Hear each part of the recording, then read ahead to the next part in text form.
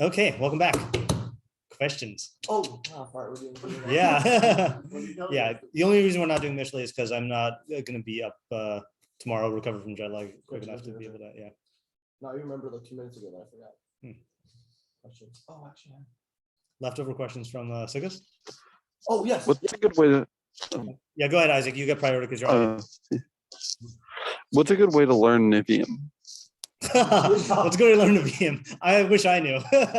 Yeah, so here's my experience learning neviim is Can I piggyback off that question? Yeah. It might help, it might not help, but I was thinking about it during Haftorahs, over Chag, and why is neviim or certain parts of neviim? I mean, I've heard like half answers this, like so much more complicated to understand from like a basic, like factual standpoint. Yeah. Okay. So those are both good questions. All right. So let me start with Chaim's question because I think talking about the obstacles is better. This is not answering from objective knowledge. What I find difficult about learning neviim, and you had a chavrusa in neviim. You tried to have a chavrusa in neviim last year. Isaac's question actually. Yeah. Then I was learning with Gaudi. I'm like, well, how do we learn? Do for Navi? Right. So what I find difficult in many neviim, and when you say neviim, let's split them up, right? Neviim Rishonim is a whole different ballgame. Any neviim where there are like stories or like narratives, I think that's automatically going to be easier. And I don't think there's a fundamental difference between how you learn that and how you learn Chumash, right? Like you take up the story, you approach it, you do everything. What's difficult is the neviim that are like Yirmiyahu, Yeshayahu, Yechezkel, Treasar, with the exception of Yonah, because that's the story. What makes it difficult to me is not knowing the context, right? Because you're dealing here with someone giving ideas to specific people in a specific time with a specific like agenda, and for some reason it's just like the Mefarshim, it's hard to tease out the facts, like and to know what's relevant and what's not relevant, and then you just kind of feel paralyzed, and then you try to take the approach you take for everything else, let's say like in Tihillim or Mishlei, where you just analyze like the words themselves, but you realize it's not how you analyze someone talking to someone. Like this is someone talking to specific people about specific things, So like I find myself paralyzed by the context. So the answer is learning the context. And the question is, how do you do that? So some Mefarshim will go more into that than others. Like the Abravanel, of course, he's going to like talk about like stuff at length, or like modern books are very good for that. Like English books, or that Pink Das Mikra series that will give you like a historical overview, or like, just like gleaning stuff. But even then it's hard because you can't, it's hard to put yourself into the mentality of the audience that the Navi was talking to, So I wish I had like a method, but like, I just don't. That being said, I think Haftarahs are the best place to start, and like, especially if you take like, a foothold, like Fistel's thing about trying to figure out why these Haftarahs were chosen for these Parshios. But either way, like you're going to have, the Haftarahs were selected by Chazal because of the relevance of the ideas for contemporary generations. So that you're getting stuff that's contemporary, that's relevant in a more immediate contemporary way than other stuff, But I wish I knew, Yeah. So just to piggyback on that. Yeah. So I don't know if this is what you're saying, but is this what you're saying?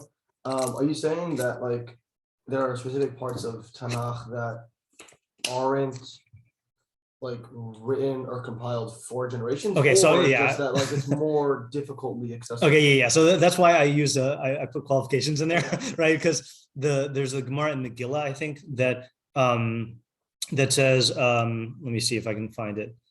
I think the phrase is Kiflaim Kiyotze Mitzrayim. It rhymes. That's how I remember it. I can't find it immediately. Then Talmud.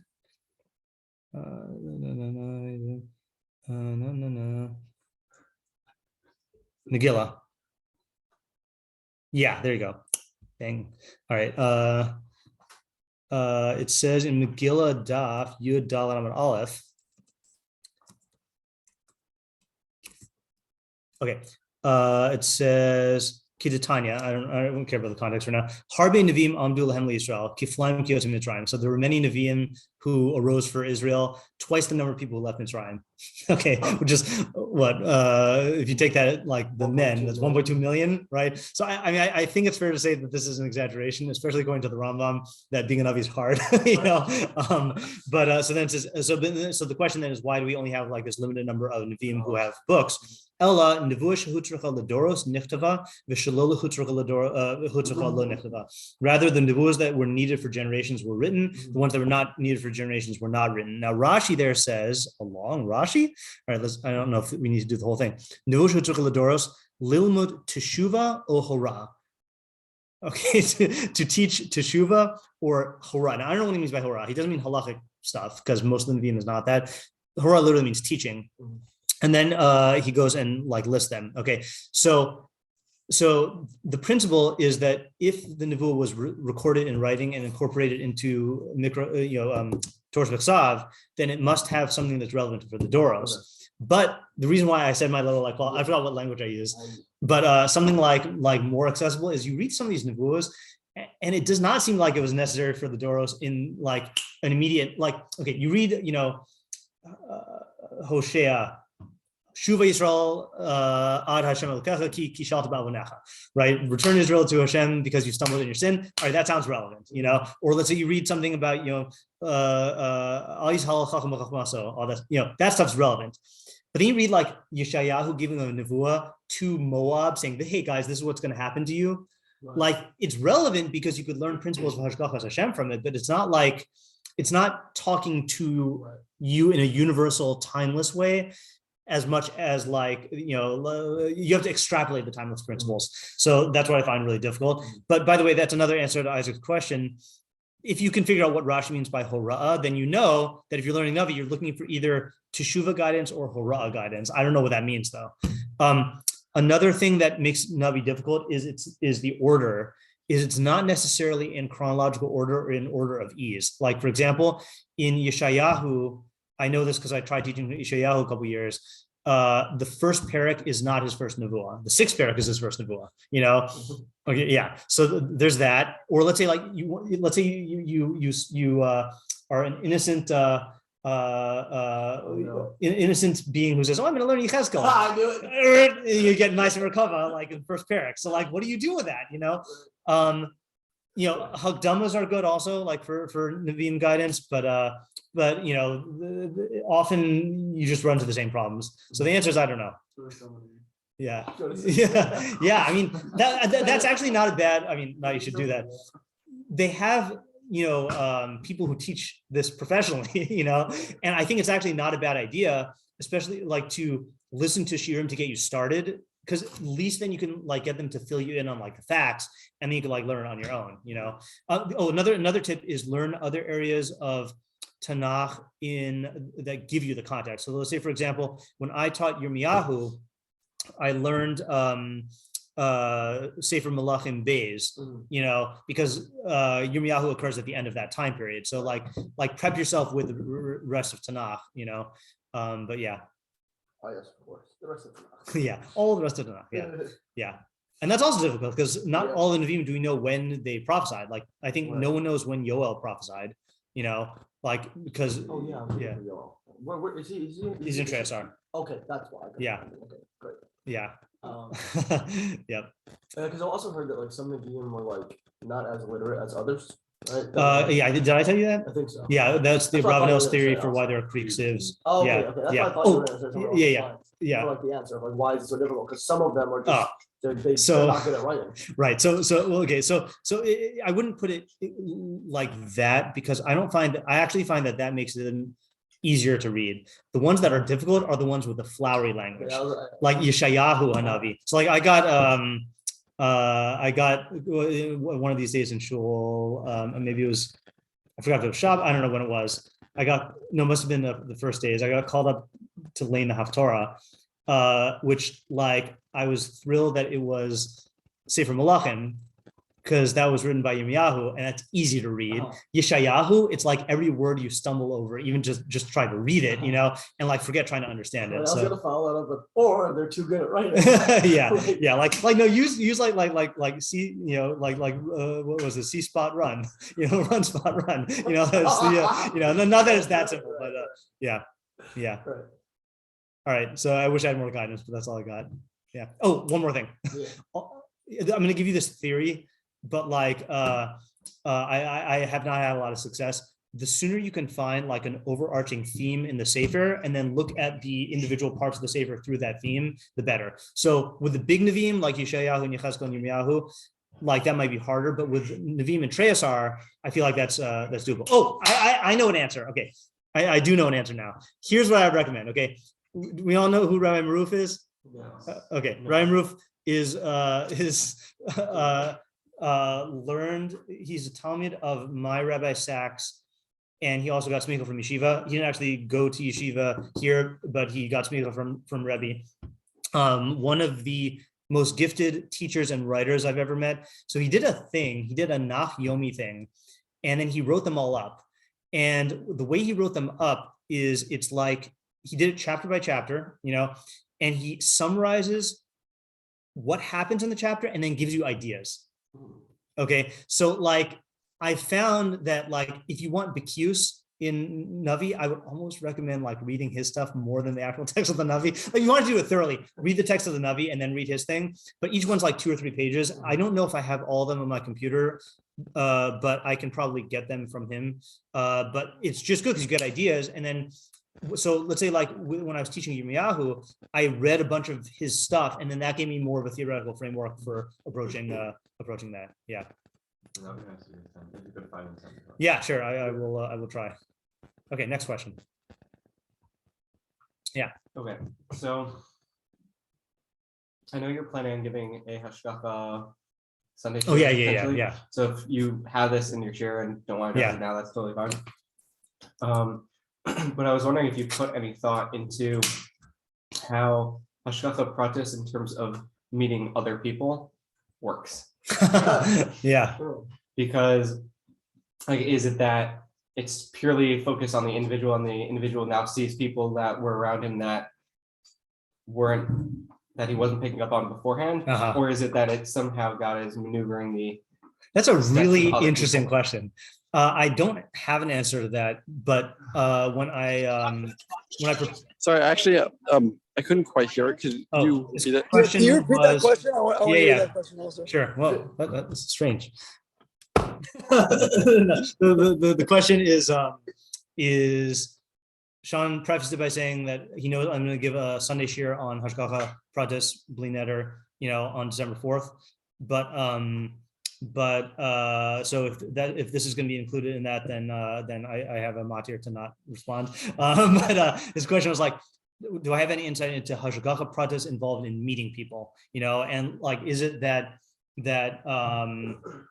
like meetings are like arranged somehow or whatever, or is it a matter of like a different perspective that you have in terms of how certain interactions, like we've all had experiences where like that you could have met a certain person, and had you not been thinking along certain lines or whatever, then the interaction wouldn't have turned into what it turned into, I've never thought about that specific question before. So, but when I prepare the shiur, then I'll try to take that into account. Because especially in terms of like all the Gemara about the shirt, right? And that is somehow right. There's definitely ample shiurim in about that. That specific thing. Right. But I find like when people are talking about their personal hashgachah, there are things that they think are their personal hashgachah. Meeting people is one of the things that's absolutely and the interesting thing about the I think that phenomenon can be explained from the fact that most of what big things that happen in our lives happen through other people. But what do you call it? I believe the Bashir Gemara that everyone quotes, or there's several Gemaras people quote, right? But one of them though is like Bas Ploni Laploni and like Sade Ploni Laploni, right? Which is also a people thing, because like acquiring a field is like a business deal, So bias also. Was it bias? Yeah. No, there's like multiple things that come on, because I remember we did it in TPL in my shana. like Rebbe like quoted like the Bosh like one, he's like, and then everybody stops there, and then like quotes like three more parts from like the same brisa, and he's like, nobody talks about and no one uses the term basher for like the house, or like a house.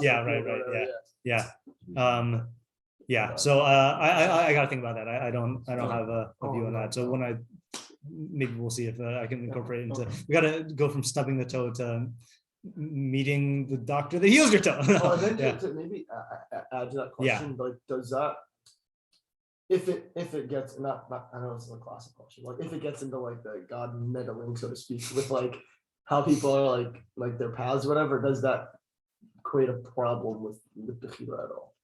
That's the classic question. I know. Yeah. They just make that meeting. That's why like meeting a person would be more of a difficult thing than like finding $100 on the floor. Right. Like, the $100 doesn't have Bechira, so like it can get wafted around or whatever. But like a person just like being thrown around. All meddling and wafting. Got it. I love your verbs today. Thank you. Are we on a certain topic of questions or? No, just any question. Yeah. Okay. New question. Okay, fine. So I was talking about this actually with the lifters.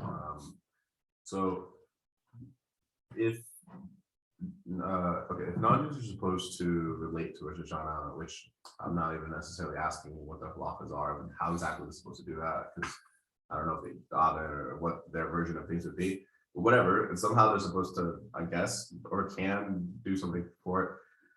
Okay, based off of that, if Yom Kippur, by extension for us is, I guess one way to say it is like an extension for if you were not a tzaddik on Rosh Hashanah, rather maybe abandoning it, it's like time to. Okay, well then would Yom Kippur also be something for non-Jews as well? And so what do they do? Let me repeat the question in case I couldn't hear. So if Rosh Hashanah is relevant for non-Jews, and the question is what is the relevance? Then is Yom Kippur also relevant in the same way in terms of like our whole thing, our whole like having our din sealed? So we're not going to go through the whole third paragraph because that was last month. But the phenomenon that Hashgachic was mentioning is on that. Just like a person's iniquities and merits are weighed at the time of his death. So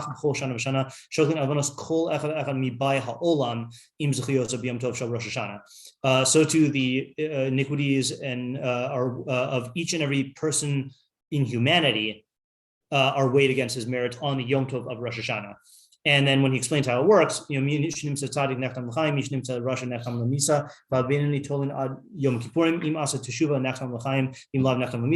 also applies to non-Jews. So the answer, which is like, shocking at first, is like, so all the same phenomena apply, but to them, it's, I mean, they don't have any of the support system or the halachic benefits of having the shofar and machlis akros and shofros and isser malacha and community and fasting and all that stuff. So like their din is just going to be, like based on wherever they're at, which. Should they at least be cognizant that it's Yom Kippur?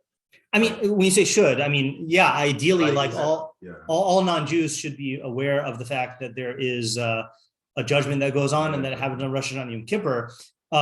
But if you're asking should in terms of like, is there anything in the halachic system that indicates that that tries to make them aware of it? I'm not aware of anything, which is weird because what holiday of the Moadim is most relevant to non-Jews in the halachic system?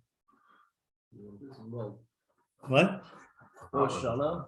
Well, in the halachic system, I'm saying, like, because I'm saying I don't know of any place where it shows up in the halachic system that non-Jews should even be like aware of this. Yeah, why? Because Simcha and the Bishop is there. It's most relevant to non-Jews. To non-Jews, yeah. It is Sukkos. The answer is Sukkos. Oh, because they bring an offering as well during the time period. Close. Oh, because they're included in. No, that's too close. I'll give you a hint. Parim. Oh, there's a sprinkle. Isn't there something word sprinkle also for the nations also? Like, well, wherever it's used. Yeah. So the Musaf. What's weird about the Musaf of Sukkos? Say again? Goes down by one. It goes just down by one each day. So you start with 14, I think, and then 13, 12, 11, 10.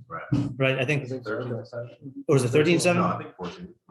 I don't know. 13, 12, 11, 10, 9, 8, 7. Yeah, so it is. No, but Shmini Atzar is wait. Well, Shmini is us though. Shmini Atzar is us. Yeah, so it does start with 13. Yeah. Shivy had 7. That's how I remember. Yeah, right. So the parim are brought for the non-Jews, right? So it's for their welfare. And then there's a Navi, and I don't know where to find it even, that I think we did in Haftarah, that says that they are going to celebrate, the non-Jews are going to celebrate Sukkos. And there's a Gemara about like them celebrating Sukkos. So what's weird is like, even though You mean the one in Avodah Zarah? I don't even remember where it was. Where they kick the sukkah. Yes, where they kick the sukkah. Yeah. Doesn't that talks about the non-Jew? Well, it talks about when it's an agata for at the end of days. Yeah. All the non-Jews are complaining that they didn't have the system of mitzvot to protect themselves. Mhm. And so God says, fine, I'll give you the sukkot, right? Yeah. So they all run, make their sukkot. Yeah. And then God makes it boiling on the day. Yeah. Right. So much so that they're pater, and so they get furious at God and they kick the sukkah on the way out. Yeah. And so the Gemara asks, well, they were pater from this thing. So Right. what was the problem? It says by the way that they're related to the system, right? Yeah. They kicked it on the way out. That shows Yeah. that they were not meritorious. Right. There's a cool idea there. I learned when you were with Ken. I don't remember what it was, but that is interesting, Gemara. So the point I'm making though is like, it is interesting how in the halacha, like Chazal say with the korbanos, that it was for the non-Jews, for their sake. And I think they were encouraged to come to the Beis Mikdash on Sukkos. I mean, they were encouraged to come in general, and then you have like this association with Sukkos, then you have the Nevuah about them doing Sukkos. So I don't know why Sukkos is highlighted as being more for them than Rosh Hashanah is, even though it is. Yeah. So like, I'm just saying, I'm not aware of anything about Rosh Hashanah where it is as like advertised to the non-Jews as Sukkos is, which I don't get. I was gonna say more than other chagim, maybe because like if we're using the I guess theory, or Yeah. I don't know where I heard it, somewhere in Yeshiva, Yeah. possibly the wrong one, that like Sukkos is like there's a reason for like extra simcha, Yeah. it's like coming off of like the Yom Noraim. So then Uh-huh. if the Yom Noraim like apply to the non-Jews, Mhm. then they make it through that, then Sukkos would make sense that like they would partake in like that Right. kind of simcha. But the interesting thing is that the simcha, I don't know if the simcha for them, first of all, I don't know if there is an idea of simcha for them on Sukkos, right? Like it might just be the institution. What I understood about the simcha too, the whole idea of simcha is you're celebrating the work that you've been able to put in this time yourself, or towards your perfection and as a people. Mhm. That's what we did. And Right. If that's the case, what work did they do to? Right, and there are midrashim that support that by saying that like we are celebrating because we got a good din against them, which is like it puts it into a competition between us and them, and like we won the din, and that's why we're waving our lulavim because we're happy that we won. So like I don't know, like given the fact that Sukkos is relevant to non-Jews somehow, I don't know which aspects of Sukkos carry over. Like I don't even know if Simcha carries over or what. I was gonna say if there's a non-Jew who's celebrating the Beis Mikdash with us, like I assume he didn't just like show up like a day before Sukkot, and then maybe something happened in those 4 days. But like I'm assuming he was like around like before. I don't know. I don't know. Yep. Too much show theory. So Right. So then back on the question, where is the source that we have for what they are supposed to do for Rosh Hashanah, or what? That's what I'm saying. I know, or that we even know it's for them or anything. well, so the source is the Mishnah in Rosh Hashanah about the judgment. Give me 1 second. Mishnah 1:4. Let's see. Moed Rosh Hashanah 1:4. 1:4. Nope. It's not 1:4. Is it 2:4? Hold on.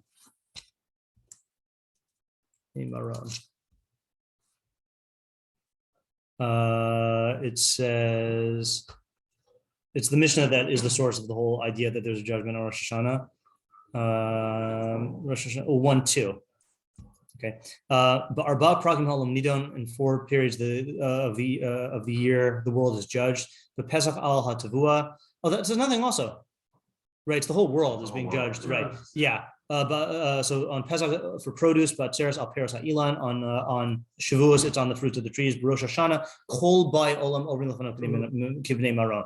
All inhabitants of the earth come before him like sheep. Shnemar says Hayoter Yachad Liba Mamivin El Kol Maaseim. God forms together their hearts and understands all their actions. And then Uvachag Nidon El Hamayim. And on Sukkos, they're judged on the water. So that's how we know.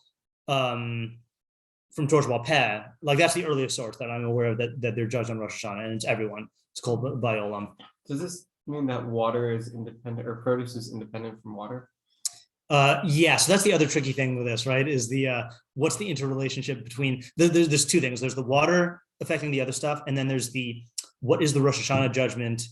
How does that tie to all the other three judgments? Yeah. Yeah, we're back to understanding. Like the Rambam says here, right? It's very easy to read, but very difficult to understand. I guess this Mishnah sort of answers my question. Yeah, because I'm thinking logically that there's not much that I would expect the fruits or the other things that are being judged to be doing, or even be cognizant of, for that matter, on their days of judgment. So if I don't expect that by them, I guess I don't need to expect it necessarily by non-Jews on Rosh Hashanah either. Sorry, start that again. I only got like, sound. Can you go back to the Mishnah really quick? Yeah. Can you read just a few of those examples that they give of things that are judged? Yeah. Pesach on produce, Shavuos on fruits of the tree, Rosh Hashanah, all humanity goes before God, and then Sukkos is on water. Okay, so fine. So those things are meaning to say whatever the outcome of, I don't know, the fruits or the water or the trees, whatever, those are determined on these days, right? On those days, yeah. Okay, so I was saying is that there I wouldn't expect that there's some requirement of understanding or cognition on the part of those things that are being judged. Yeah. So if I don't expect it there, then I guess I don't need to expect it by, non. Yeah, so I was going to answer your original question in a similar way, which is that when we first realized this, that like non-Jews basically get judged on Rosh Hashanah without having any preparation and help. There's a gut inclination, and maybe it's just for those of us who used to be non-Jews, that's not fair, it's not fair. But really, it has to be flipped on its head, is to realize the fact that we are made. First of all, that the judgment does occur on a specific day, and that we are given these tools is a chesed that we have by virtue of the fact that we keep Torah, and the analogy is like, if you are, I'm sure this happens in other jobs also, but like as a teacher in high school, sometimes, your principal says, I'm going to come in on such and such a day on such and such a period and observe your class, and you can get it all ready and do the best lesson plan and bribe all the kids to make sure that but then sometimes your principal shows up unannounced, and the showing up unannounced is the way that a judgment would be done. That's how it should be done, right? Is like what's your default setting? The fact that we get this opportunity to put forth our best effort is a chesed, and then it's less unfair. It's more gratitude. Yeah. Well, I was gonna add on to that, it sounds similar to the way that the country was explaining midas, the two Misdin Shel Mala.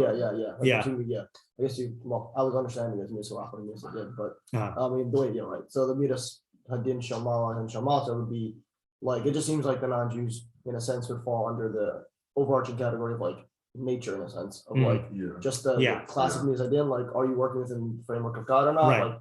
In that same way. Yeah. So that actually reminds me of the article and shiur that I wrote and gave in that order on Yom Hadin and Yom Trua, according to the Ravanel. The Ravanel has the radical, spoiler alert, the radical interpretation that the Ravanel holds that Yom Hadin is entirely laws of nature. He holds that the judgment refers to the fact that there are certain natural forces that you are subject to that are in effect on Rosh Hashanah, and there's no hashgachah pratis in the Yom Hadin. However, Yom Trua, an institution of shofar, and doing tshuva can break you away from those forces, and can you can forge a new path and escape from the things that were said to happen to you through doing tshuva and the ideas of shofar and tefillah, and that's hashgacha pratis thing. Yeah. So that would say that all of these four things are really just. I don't know what he holds. I assume if he holds that the Rosh Hashanah one is laws of nature, then he must assume that the other ones are also, So all of this is just describing like natural phenomena, and then the mitzvos and tshuva and bechira and tefillah are like things that we can like use to like be saved from these judgments. Just like the Rabbanel oftentimes goes for whatever the most natural explanation is. Yeah, I don't know. It could be, yeah. I was gonna say one more point though about. Oh yeah, I was looking up the pasuk that the Mishnah quoted. Hayoter Yachalibam. So look, I don't know this parak of Tihlim, Lama Gimel, but look at the context. Ashrei Hagoy Asher Ad Hashem Elokav. Happy or praiseworthy is the nation that Hashem is its God. Ha'am Bachar Lanachlalo, the people that He chose for them. So that's us. Okay, then Mishamayim Kibit Ad Hashem, from the heavens Hashem gazed. Ra'a es kol bnei Adam, He saw all of humanity. Mimachon shivto hishgiach, from the place of His throne, He watched over, He supervised, He looked over. El kol yoshei arts, all the inhabitants of the earth, and then here's the pasuk. Yotzer yachad libam hamevin el kol ma'aseim. He forms their hearts together. He understands all their actions. So I bet if we learn this parak, you would see what the difference is between the way that God relates to the Jews and then the way He relates to all of humanity, and then that's the basis of that Mishnah. But I don't know this enough to go through it. Is there like some general rule that going can refer like generally to all nations, maybe potentially including Israel, and then is only Israel? I don't know. Okay, because I just didn't know how you. I guess from context that is us. But well, yeah, right, because it's Bachar Nachalalo. Sorry, the nation that God chose for it. But then here it's Kol Bnei Adam, Kol Yoshvei Aretz, Kol Maseh, Kol Yachad Liban. Yeah. Okay, next question. Do you have one that?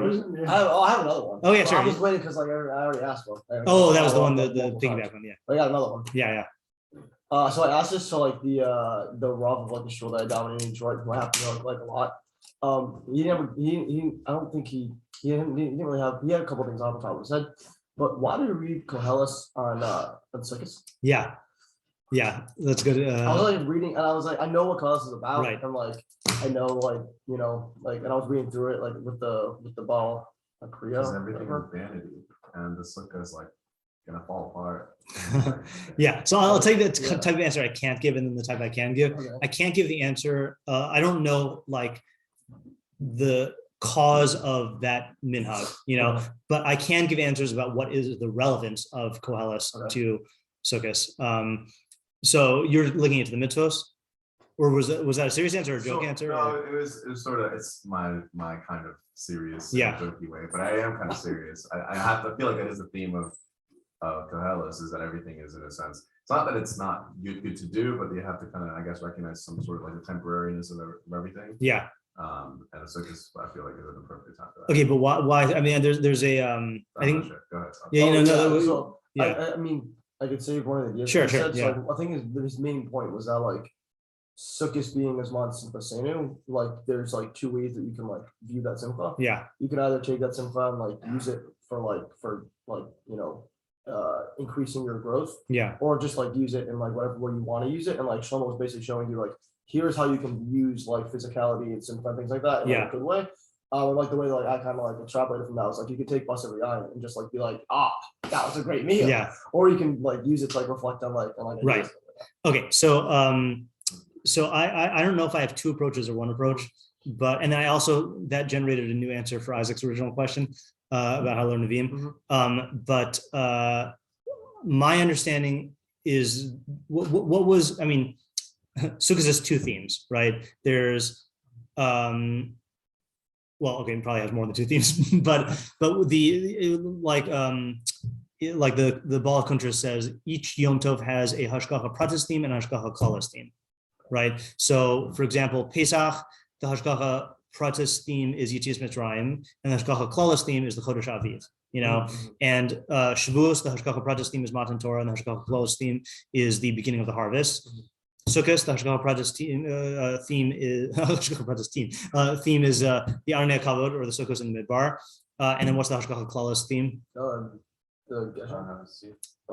what do you say? Hashgachic, right? Is the harvest, the ingathering festival, right?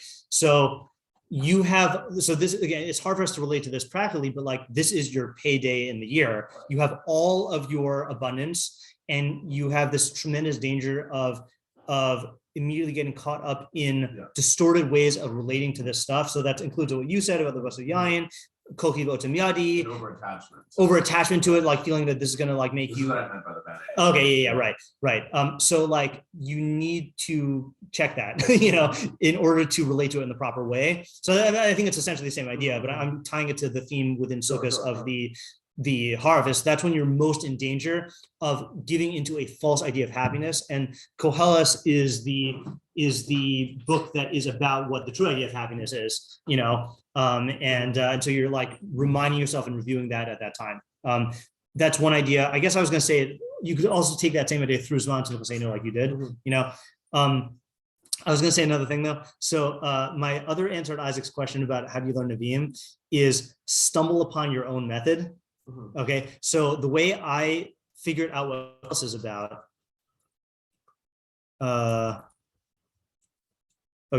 is I noticed themes in Koheles, and what I did is I color coded the entire sefer.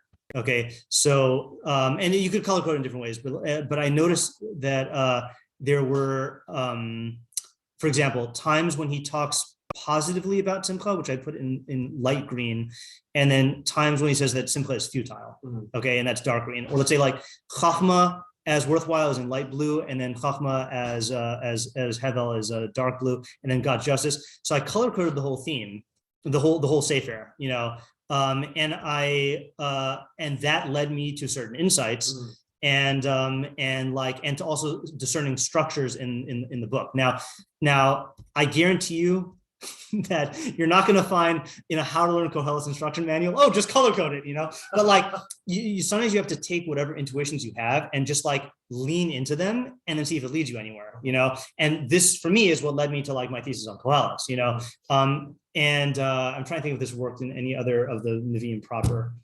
I don't think so, but the thing is like, I guess not forge your own methodology arbitrarily, but like be open to noticing like patterns and parallels, and then like explore those, like for example, and I wouldn't have noticed this because I'll say that Yirmiyahu has a lot of parallels, like Yirmiyahu the person has a lot of parallels with Moshe Rabbeinu, like reluctance to go on the mission. He's from Shevet Levi, although Yirmiyahu was a Kohen, whatever, and like being from a different, rebuking people from a different place, and they like build all these parallels, and apparently they use that to like understand Yirmiyahu, but again, that's easier said than done. Okay, we have time for probably one more question. Okay. All right. So one of the like concepts I think I struggle with the most, and this is probably also because of my background, is with like the concept of Moshiach. Yeah. And because it's like an Ikkar, one of like the ikkarim, I ask, well, one of my questions first is why. Yeah. One of the ikkarim, and this other thing I was talking about the lectures, and one of the answers that I think were given by, I think quoting something about this, my favorite gave was to show that the world, that there is a system of things, and that like that's an important part of the system. It's going to be, and that's how people relate to things. So like so the government or whatever is that you need to have someone at the top. So I don't mind that, but if that's the case, even then, why do we have so much detail about that leader other than that? Hey, we're going to have a system that naturally is going to produce a melech of some sort. Right. Why do we have to? Okay. Yeah. So I'm going to give an answer based on one of the earlier iterations of Rav Pesach giving shiur on Perek Chelek. And since this will come at the very end, then I don't feel like it's too much of a spoiler. But also Rav Pesach, I'm sure, has developed the idea since then. But Rav Pesach explained, and this might have been a Sefer HaIkkarim shiur, I'm not sure, about the Rambam's ikkarim, because the Sefer ikkarim does not count Moshiach as an Ikkar because he has a different definition of Ikkar. But I think in doing that, he explains the Rambam's view. And I think he also takes up the question of there's the Shita in the Gemara that Moshiach already came, right? And it was Chizkiyahu Melech, right? So yeah, not yeah, the Melech, yeah. No one get alarmed. So he was trying to explain that also, So I believe Rav Pesach said that the Ikkar of Mashiach is really about Torah, which is that if the Torah system did not ultimately come to fruition in a way that it was being practiced fully and was stable, then that would be like a pagam in Torah. That'd be like a deficiency in Torah itself. So there needs to be a conviction in the perfection of Torah such that it will culminate in an era where it will achieve its goals. It'd be like if you said, like here's a system like capitalism or like Marxism, system, and it doesn't actually end up working, then it's a lacking system, So like that's the Ikkar of Moshiach, and that's why, again, I don't know if this was the Sefer Ikkarim or Rav Pesach explained the Sefer Ikkarim or Rav Pesach explained the Rambam, what the Rambam would say about this Shita, that the Manda Amar who held that Mashiach already came, that's a detail. The essence is Yemos HaMashiach, that there is a messianic era. No, maybe that's a different answer. I don't know how he. So that's something. I retract that part. A messianic era. Yeah. Because to me, that's just describing the whole system. Yeah. Like the whole state. Right. People, how we're all running as a society. It's talking about a society more so. And Right. I understand that naturally a society has a leader. Yeah. But like I would have never like doubted that or been like, I need do you have a Moshiach unless right. So. Right. So I was mixing two things up. So I was going to say, according to this idea, you would not necessarily need a particular melech as Mashiach. I think that we only know from the fact that all the neviim who talk about Mashiach, like talk about the melech. I mean, I don't know about all of them, but they talk about the melech Mashiach. I don't know if that's, in other words, I don't know if that comes from the idea of Mashiach, like flows from the Ikkar, or if that is the particular form that it takes, But regarding that, though, I want to just read one important Rambam. Obviously, there's a lot of important Rambams about Mashiach, but the one where he says, this is in Sefer Shoftim, Hilchos Melakim ומלחמות, and he says, so he says, okay, so after he says, he says different opinions. So he says, it seems from the pshat of the psukim, and he says what it sounds like is going to happen. Then he says, some chachamim hold that before Mashiach comes, then Eliyahu will come, which is funny because I feel like that's taught as a vadai thing, not as a machlokas. Okay, but that's what he says. All of these things and things like them, lo yeda adam heach yihu ad sheyu. No person knows how they will happen until they happen. These were things that were concealed even to the neviim.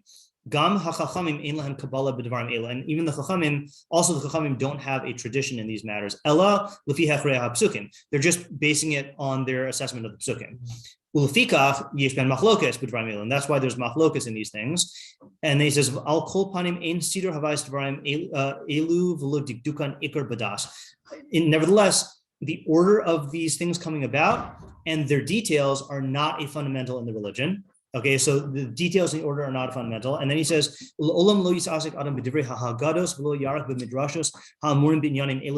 person should never involve himself in the midrashim, the haggados, like the Aggadic teachings, and in the midrashim on the psukim that were stated about these things. Ikkar, and he shouldn't make any of them an ikkar, okay? They don't bring you to Yiras Hashem or Avas Hashem. You should also not calculate what the end times are. The Chazal say that the people who calculate the end times, their head should explode. You should just yearn for and believe in the generalities of the matter. So in terms of your question, what he's saying here is there's no real Masorah on the details of how any of these things are going to come about. And that's why there's machlokas, even apparently, like whether whether the Mashiach already came, apparently that itself is a detail. Well, if even that's a detail, does that mean that we don't necessarily have to be waiting for? So that I don't remember, and that the Sefer Chinuch definitely takes up about like what did that man actually believe, but whatever the tricky thing, whenever you say the essence is important, but the details are not, the question is always going to be that gray area about like, what is an essence? Yeah. But I think the principle he's saying is clear, is that like, for us, we should realize that the vast majority of what's said about Moshiach is just a theory, and we don't really have any definitive knowledge. Okay. So the reason this came up for me is like over Sukkos, there was a Chabad couple that really like were like, why are you prescriptive blah blah? Like, well, and they're trying to figure out a way to like not try to sell me on Chabad while selling me on Chabad. And they knew I had my guard up for it, so they were like, well, at the end of the day, just what are you doing to make Moshiach come? And I was like, do you believe? Yeah. And I was like, I'm like, what do you mean? Do I believe when he's coming? I suppose, but I just like I didn't care. Like I was not that I told him, if he comes in my lifetime, great, and I was like, but I'm not like, that's not what my focus is. And they're like, oh, but see, that attitude is like a problem. Right. Like, so we should stop now, but just to acknowledge the fact that there is an idea. It's weird for Mashiach, unlike the other ikkarim, there is an idea that you should yearn for the coming of Mashiach, where that's not like when the Rambam condemns people who don't, see it here. Yeah. Anyone who doesn't believe in Mashiach or who doesn't yearn for the Mashiach's coming, lo b'shar neviim bilvad hu kofir. Not only does he deny the other neviim, ela b'Torah uva Moshe Rabbeinu. He denies Torah and Moshe Rabbeinu. Shari Torah he'ida alav. The Torah testifies about it, and he goes on. So that's a weird thing. I understand if you don't believe in Mashiach, you're denying Torah, but if you don't yearn for the Mashiach to come, so that we have to explain, but we don't have time for today. That goes back to the essence of each question of what exactly are you yearning for. Exactly. Yeah. All right. We'll have to take this up some other time. We'll just have to all be covering until like we answer the question. All right. All right. No, it gives you something to think about. Okay. All right. Thanks for coming.